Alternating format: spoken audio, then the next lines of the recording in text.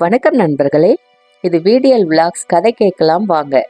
நான் வேற ஒரு விதத்துல கதை சொல்றது உங்களுக்கு பிடிச்சிருக்கான்னு கமெண்ட்ல சொல்லுங்க.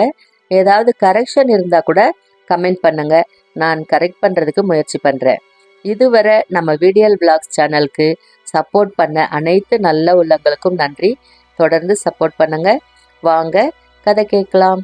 போன எபிசோட்ல நீலன் கபிலரை சமதளத்துல பனைமரத்தடியில போய் ஓய்வெடுக்கலாம் வாங்கன்னு கூட்டிட்டு போறான். அதுக்கு முன்னாடி கொஞ்சம் கதையை தெரிஞ்சுக்கலாம். வீரயுக நாயகன் வேல்பாரி. இந்த வேல்பாரி கதை சுமார் 300 ஆண்டு கால கதை. வடவேங்கடம் தென்குமரின்னு தமிழ் நிலத்துக்கு எல்லையோ பெயரோ கூட உருவாகல. குறிஞ்சி, முல்லை, மருதம், நெய்தல், பாலை அப்படின்னு 5 வகை நிலங்கள்ல 100க்கும் மேற்பட்ட மனித கூட்டங்கள் வாழ்ந்துட்டு இருந்தாங்க. இயற்கையோட இணைந்து வாழ்ந்துட்டு இருந்தவங்க. அவங்களுக்குள்ள ஆண் பெண் அப்படின்னு 2 பாலின பிரிவு மட்டுமே இருந்துச்சு.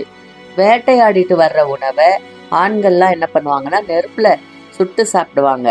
குகையில இருந்த பெண்கள்லாம் என்ன பண்ணுவாங்கன்னா தண்ணியை கொதிக்க வச்சு அதுல இறைச்சியை போட்டு வேக வச்சு சாப்பிடுவாங்க. இதுல இருந்து நெருப்புல சுட்ட உணவுக்கு ஆண் உணவுன்னும் வேக வச்ச உணவுக்கு பெண் உணவுன்னும் பேராயிருச்சு. ஆண் அவசரத்தோட அடையாளம், பெண் பக்குவத்தின் அடையாளம். ஆட்டம் பாட்டம்னு சந்தோஷமா வாழ்ந்துட்டு இருந்தவங்க ஒரு காலத்துக்கு பின்னால அமைதி குலைய ஆரம்பிச்சிருச்சு. இதுக்கு காரணம் சொத்து மேல உள்ள ஆசைதான். ஆரம்ப காலத்துல அவங்களுக்கு தேவையான பெரும் செல்வமே ஆடு மாடுகள் தான். அடுத்தவங்களோட கால்நடைகளை திருடிட்டு போறது, அதை போய் மீட்டுட்டு வர்றது, அப்படி நடக்கிற போற இடத்துல மக்கள் செத்து விழுந்துகிட்டே இருந்தாங்க.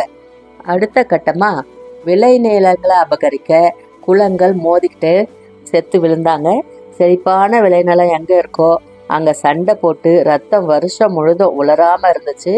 தொடக்க காலத்துல தோத்தவங்கள வெட்டி சாய்ப்பாங்க.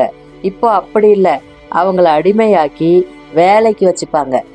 அத மாதிரி அடுத்தவன் நிலங்களை அபகரிச்சவன பிறர் மண் உண்ணும் செம்மலே அப்படின்னு கொண்டாடினாங்க. அதுக்கு பின்னால என்னாச்சுன்னா கடல் வழி வணிகம்லாம் நிறைய செய்ய ஆரம்பிச்சிட்டாங்க. நிறைய தேவைகள் ஏற்பட்டுச்சு. அதனால நிறைய அடிமைகளும் தேவைப்பட்டாங்க. நிலத்துக்காக தொடங்கின போர் இப்போ அடிமைகள் வேணும்னு மாறிடுச்சு. அப்படிப்பட்ட போர்ல நிறைய குழுக்கள் விழுந்து மோதி கொன்று மேலேறினாங்க. குலங்கள் மோதி மேலேறினவங்கள வேந்தர்கள் அப்படின்னு அறிவிச்சாங்க. வேந்தனுக்குன்னு தனித்த அடையாளங்கள் உருவாக்கி மணிமுடி, அரச முரசு, வெண்கொற்ற குடை, ஆணை சக்கரம் இதெல்லாம் வேந்தர்களுக்கு உரியதுன்னு அறிவிச்சாங்க. வேந்தர்கள் யாருன்னா சேர சோழ பாண்டியர்கள் மட்டும்தான். மற்றவங்க எல்லாருமே குறுநில மன்னர்கள் தான். மூவேந்தர்களோட தலைமை ஏற்காத 20க்கும் மேற்பட்ட குலத்தை சேர்ந்தவங்க காட்டுல மலையில சுதந்திரமா வாழ்ந்தாங்க. அதுல குடவர், அதியர், மலையர், வேளிர் இவங்கெல்லாம் ரொம்ப முக்கியமானவங்க. 5 வகை நிலங்கள்ல இருக்கிற எல்லா நாட்டுக்கும் போய் கதை பாட்டு கூத்துன்னு போய் வந்துட்டு இருந்தவங்க பாணர் சமூகத்தை சேர்ந்தவங்க. பாணர்கள் பாரியின் புகழையும் அவரோட வள்ளல் தன்மையும் எல்லா இடத்துலயும் பாடுறாங்க. குறிப்பா முல்லைக்கு தேர் கொடுத்தவன் பாரி அப்படின்னு எல்லா இடத்துலயும் புகழ்ந்து பாடுறாங்க. குலத்தலைவர்களும் சிற்றரசர்களும் பாணர்கள் சமூகத்துல அரவணைச்சு அள்ளி அள்ளி கொடுத்தாங்க. அவங்களோட ஆற்றலையும் வள்ளல் தன்மையும் பாணர்கள் விடாம பாடிட்டு இருந்தாங்க. இந்த நேரத்துலதான் புகார் நகர்ல ஒரு நாலங்காடியில காவல் செய்யறவன் ஒருத்தன் பாரி பரம்பை ஆள்கிறானா அல்லது பாணர்களை ஆள்கிறானா அப்படின்னு கேட்டான். இதுக்கான பதில் அந்த மூவேந்தர்களின் தூக்கத்தையும் கெடுத்துருச்சு. ஆனா அவங்களால பாரிய பெருசா ஒன்றும் செஞ்சிட முடியல. அதுக்கு காரணம் பாரியின் வீரம், பரம்பு மலை, பட வலிமை இதெல்லாம் தான். ஆனாலும் சந்தர்ப்பத்துக்காக காத்துக்கிட்டு இருந்தாங்க. இந்த நேரத்துலதான் கபிலர் அருக நாட்டுக்கு வந்து செம்பன் மாலையில தங்குறாரு. கபிலர் ஒரு பெரிய புலவர். கபிலர் மாதிரி புலவர்கள் எல்லா நாட்டுக்கும் போய் அரசனுக்கு அறிவுரை சொல்ல, போரை தடுக்க, அவசியம்னா போர் நடத்த கூட காரணமா இருந்தாங்க.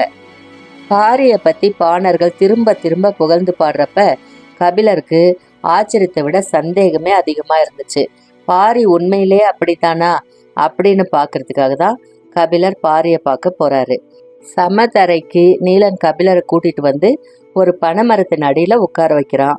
கொஞ்ச நேரம் இங்கேயே இருங்க, வந்துடுறேன் அப்படின்னு சொல்லிட்டு தெற்கு பக்கமா ஓடிட்டான்.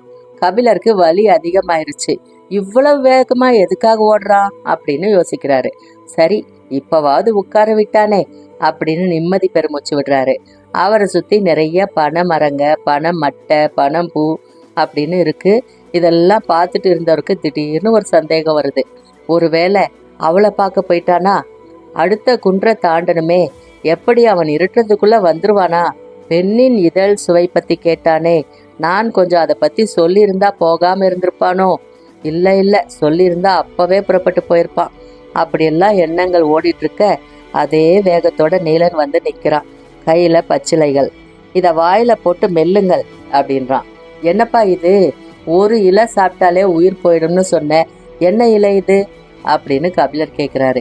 முதல்ல இந்த இலைய வாயில போட்டு மெல்லுங்க, கால் வலி சரியானதும் கேளுங்க சொல்றேன் அப்படின்றான். கபிலர் பச்சிலையை மென்று சாப்பிட்றாரு. கொஞ்ச நேரம் கழிச்சு கால் வலி குறைய 2 பேரும் நடக்க ஆரம்பிச்சிட்டாங்க. பச்சிலை பறிக்க போறதா இருந்தா என்னை முன்னாலேயே உட்கார விட்டுருக்கலாம்ல, எதுக்காக வலுக்கட்டாயமா பனை மரம் வரை கீழே இறக்கி கூட்டிகிட்டு வந்த அப்படின்னு கபிலர் கேட்குறாரு. ஐயா, பனை மரம் எங்களோட குல சின்னம். மக்களுக்கு மட்டுமல்ல, பரம்பு மலையில இருக்கிற எல்லா உயிர்களுக்கும் அது தெரியும். அதுகிட்ட ஒப்படைச்சிட்டு போனா உங்களுக்கு எந்த ஆபத்தும் வராது. அதனாலதான் பனைமரத்தடியில உங்களை உட்கார வச்சேன் அப்படின்னு நீலன் சொன்னான். இவனை போய் தப்பா நினைச்சிட்டோமே. கால் வலியை தாண்டி ஒரு வலியை உணர்ந்தாரு கபிலர்.